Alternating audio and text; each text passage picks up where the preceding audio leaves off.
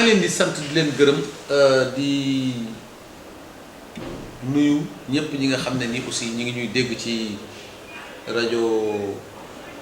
ak télévision Ndangaan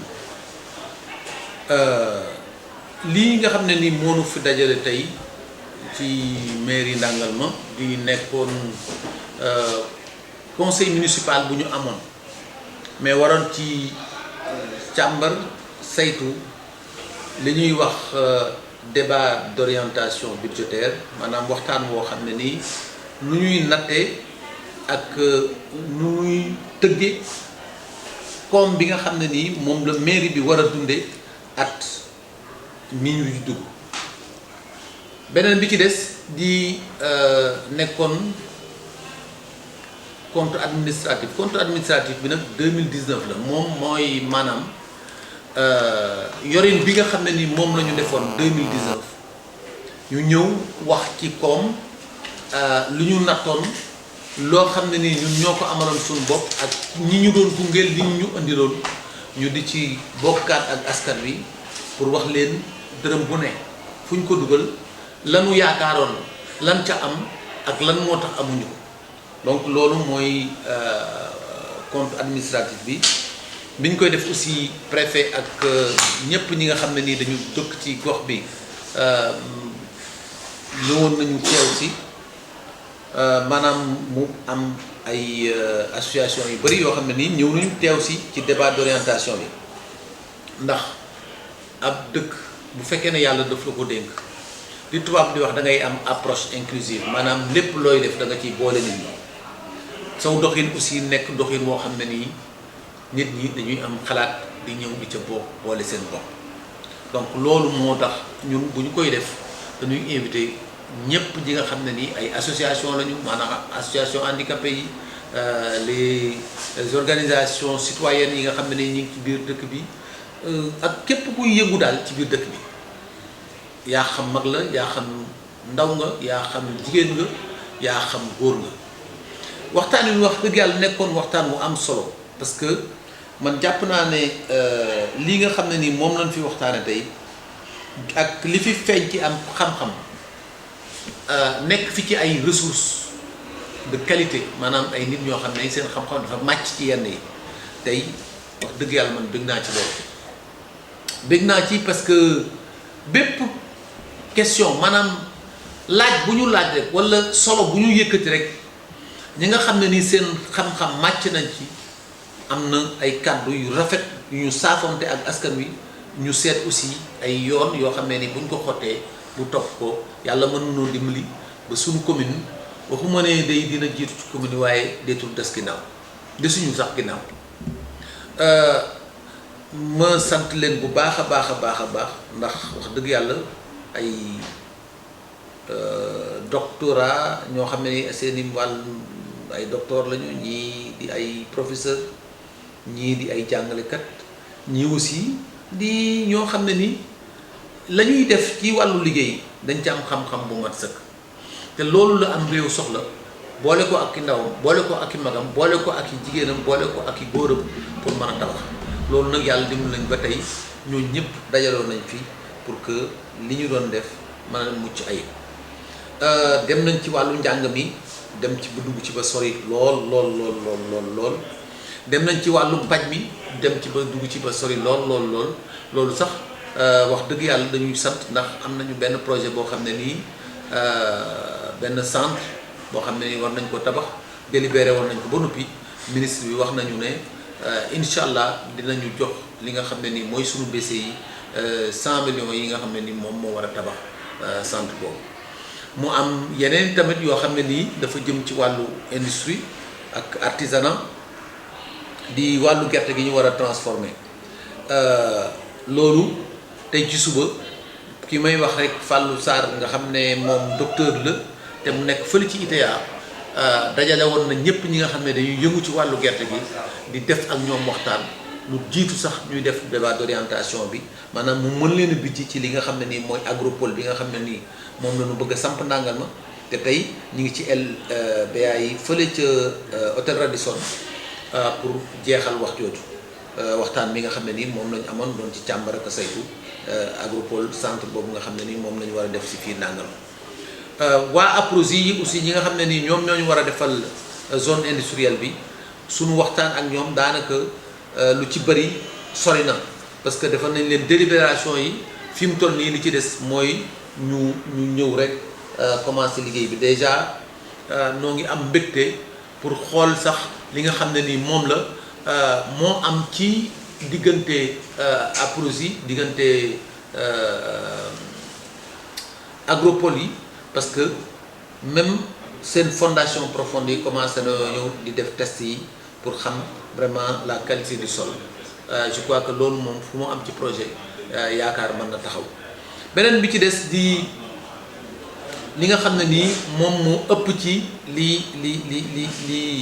askan wi nga xam ne ñoo daje woon doon wax tey dem na ba ci chef de village yi ñoom seen bopp wax nañ ko nee nañ du ñoo bëgg màndarga ndax képp ku ñëw ci ñoom lay dem te fa léegi ñuy dem du ñu am màndarga moo xam ne nii lu dul seen kàddu rek lay nekk te nit ñi mën nañ leen weccu weddi wala ñi nga xam ne nii ay takk der lañu ñooñu tamit leen weddi donc mandarga boobu daañ ci wax ak sous-préfet mais aussi xam naa ne bu ma amee occasion bi ni ma ci waxtaane woon ak secrétaire général présidence dinaa ko feddliwaat pour ñu mën a gën a xam ñooñu naka lañ leen mën a jàppalee pour ñu mën a wàllu njàng mi aussi wax nañ ci lu bëri ndax lycée bi nga xam ne ni moom la ñu joxoon clé en main ministre bi feddliwaat na ko et incha allah ñoo ngi jéem a xam ci diir bu gàtt nu ñuy def ba mën a commencer travaux yi mais li ëpp ci waxtaan bi mooy koom bi nga xam ne nii ñun xam nañ ne dañuy génn ci année boo xam ne nii année covidar la maanaam année boo xam ne nii dafa feebar bii ñuy wax ko Covid 19 daf ci amoon solo lool daanaka tënk lépp sax wax dëgg yàlla ñun ñu bëgg xool nag relance bi nga xam ne nii moom le président de la République Macky Sall wax bëgg koo def ba tax mu indi PAP 2A maanaam programme d'action prioritaire accéléré ak ajusté ñu xool ñun naka la ñu mën a jël mandargal lool ci suñu biir commune pour que mu man fi am nag njeexital bu mat sëkk loolee lu koy war a indi man koo indi mooy damay wax ne li nga xam ne ni moom la ñu am muy jumtuwaay yi nekk ci biir commune bi muy université Bambey Alioune Diop di centre de formation professionnelle bii di lycée yi nekk ci biir di collège yi nekk ci biir wax dëgg yàlla suñuy ndaw war na noo mën a waxtaan ak ñoom xool naka lañ leen mën a bijjee ba ñu mën di def ay formation yoo xam ne nii dafay jëm ci li nga xam ne nii moom moo am ci biir gox yi ak gox goxaat yi parce que nag ñàkkuñu suuf te ndox mën naa wax ne yàlla mi ngi ñu ciy dimbali ndax am nañu forage deuxième forage bi gas nañ ko ba pare jàpp naa ne ci diir bu gàtt wax dëgg dinañ mën a jëfandikoo ndox moomu beneen bi ci topp di lu jëm ci wàllu càmm gi aussi kenn ci suñ conseil yi Cheikh Dieye wax na ko dafa am benn organisme boo xam ne ñoom la ñuy liggéeyal ñoom tey dañu ñëw jox leen koom ñu dem jëndi ay nag jëndi ay xar di ko yar te Ndangal ma am na ñetti tool yoo xam ne ni tool yu mucc ayib lañu maraîchage la ñuy def mbayum noor ak nawet tool yooyu aussi defe naa ne am nañu njeexital ci askan wi ndax wax dëgg yàlla boo ko xoolee lépp la ñuy jëgaani ba mu des li nga xam ne ni mooy mbayum tool mbayum dër parce que ñetti tool yépp daanaka autosuffisance bu loolu moom am nañ ko ci biir commune bi leneen li ci des di li ñuy wax rek wàllu électricité bi ak yoon yi aussi am na ay demande piste yoo xam ne ni formulé nañ ko fi daañu jéem a xool ak suñu xarit yi nga xam ne ñoom ñoo yor loolu ci wàllu nguur gi aussi lu ñu ci mën a jàppale leneen li ci des ñun tamit ñu xool ci wàllu mairie bi lan lañ ci mën a def wàllu électricité bi naka noonu am nañ fi ay extension yu bëri yoo xam ne nii ñi ngi ci en cours maanaam commencé nañ ko am na yoo xam ne nii war nañ koo def am yeneen yoo xam ne nii dañuy war bu ñu ko dee def ñun ñu xool aussi ak service yi nga xam ne ni ñoom ñoo ko yor naka la ñu ci mën a jàppale naka la ñu mën a dimbalee pour ñu def ko lu ci demee ni que Jaariñ Ndangal ma Daaru Salaam Kër Gallo dëkku benn waay bu may bañ a tudd ak yeneen yi daañu xool aussi naka la ñuy mën a def pour réaliser ko Gaat aussi di benn village boo xam ne nii yàlla may nañu tey ba ñu defal leen seen tali bi nga xam ne ni mooy jóge Seew yow ba Gaat mais tali bi aussi ñoo ngi seet yan anam lañ ko mën a def pour prolonger ko ba mu dem ba Babak mais du tali bi rek moo am problème moo nekk problématique foofu ci biir Gaat parce que ñoom am nañu problème mu ndox wax naa Ndiamé mi nga xam ne ni dafa bokk ci ñay saytu ndox mi ca forage bi foofu ñu jéem a def benn audit technique pour que ndox moomu ñu mën ci trouver solution mooy comme tuyaux yi nga xam ne ni aussi dafa jógee Gaat war a dem ba Babak te tuyaux yi nekkoon ay tuyaux 90 tuuti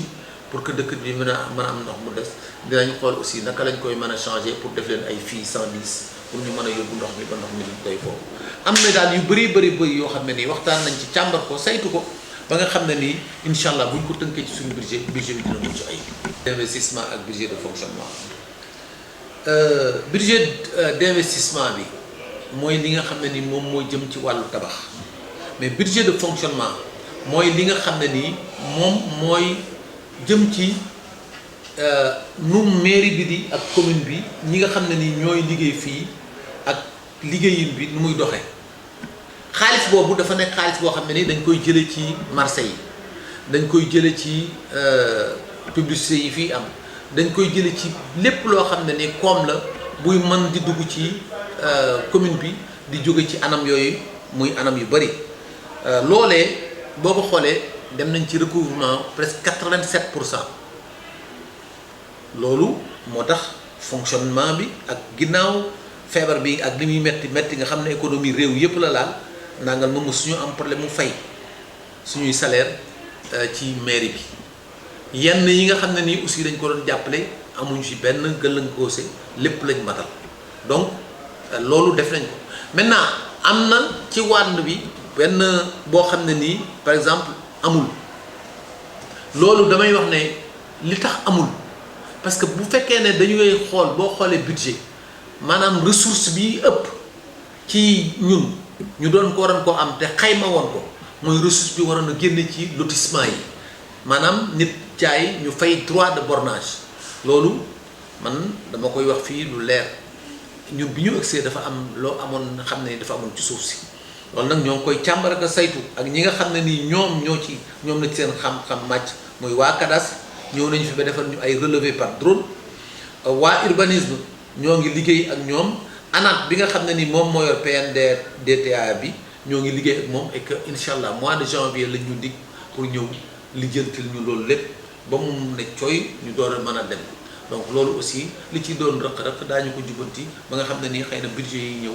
incha allah deetuñu ko. léegi nee naa leen dafa am benn comité de suivi et d'évaluation bu ñu teg wax naa leen ñu gën a gaaw taxaw waxtaan pour tuddee ay solution parce que aussi xam nga Saliou lu gën a bon ci àdduna mooy nga bëgg ne këtt na jon bëgg a jël solution nit ki loo xam ne nii dafa jëm ci askan da nga koy xalaat ko bu baax mais séddoo ko ak ñi nga xam ne nii ñooy askan bi parce que lii jëm ci askan jëm ci gox ak gox-goxaat boo nee maire man damay toog rek fañ ma ko laaje ma jël ci matuwaay boo moytuwul nga juum moo tax comité boobu ñoom daañu ko saytu ci diir bu gàtt wax ñu ay solution maanaam ay pexe yoo xam ne ni mën nañu koo jël et man bu ñu waxee pexe yi xëy na daañu ci def benn émission ci rajo bi ak ci télévision bi pour que askan wi mën a dellu siwaat aussi xëy na bu fekkee ne ñoom am nañ ci beneen xalaat ñu indi ko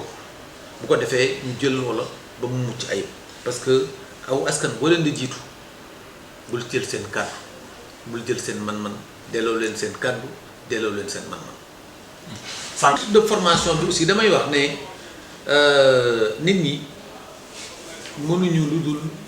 jàppale leen andi leen ay jumtuwaay leneen li ci des nag wax dëgg yàlla ñoom ñooy toog war a mën a am seen pas-pas ak seen yéene pour mën a jëfandikoo jumtuwaay yooyu nii ma ciy wax nii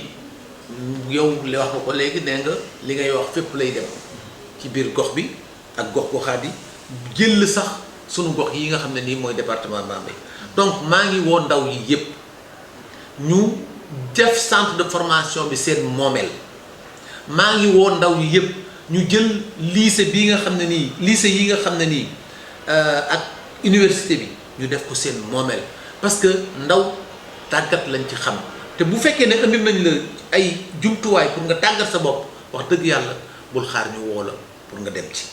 beneen bi ci des wax naa ko léegi ci biir réunion bi nee naa nañ créer ay convention ak centre de formation ñi nga xam ne nii seeni at weesu na ñu def benn convention jar na sax ñu indi ay experts ay fan ñu soppi ñu jàngal leen bu ko defee ñu mën a def auto emploi créer seeni entreprise di def ni ñëpp parce que tey jamono jii ñu toll nii àdduna bi ñu nekk nii kenn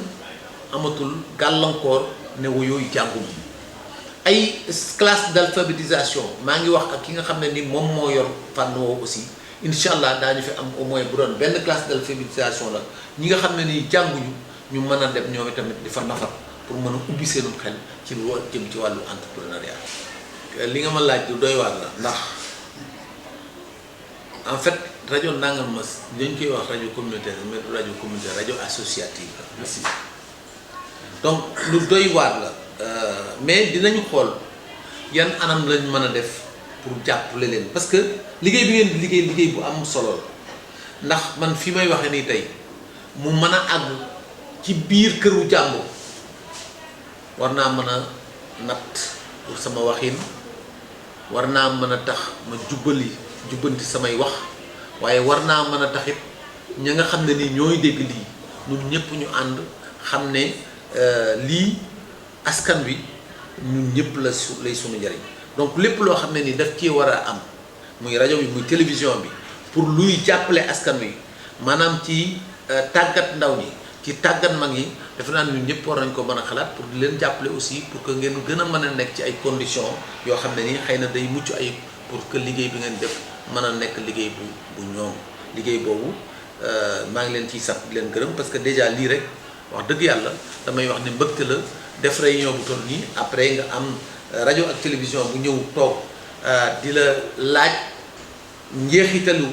ndaje bi loolu aussi lu am solo donc maa ngi sant ñëpp di gërëm ñëpp di jégaluwaat. mbéy raay bi damay wax benn mbir bu ci nekk maanaam ñaari moomeel yu chevauche yu tegaloonte la parce que emprise dafa am ci raay bi emprise am ci tali bi donc ñaari moomeel yi raay bi bu ko neexee mu revendiquer tali bi aussi bu ko neexee mu revendiquer mais raay bi moom moo indi coow li parce que waa raay bi ñoom ñoo ñëw teg ko seenu moomeel jël ko luye ko nit ñi à la limite sax am na ñoo xam ne daanaka dañ leen ko jaay donc ñooñu ñuy tabax mais damay wax ne ku ci tabax da ngay ñàkk sa xaalis parce que bis bu projet bi nga xam ne ni moom mooy jële raay bi yóbbu ko ba Bamako ñun liñ ci intéressé gun pour l'instant mooy bii dem ba Kaay Sénégal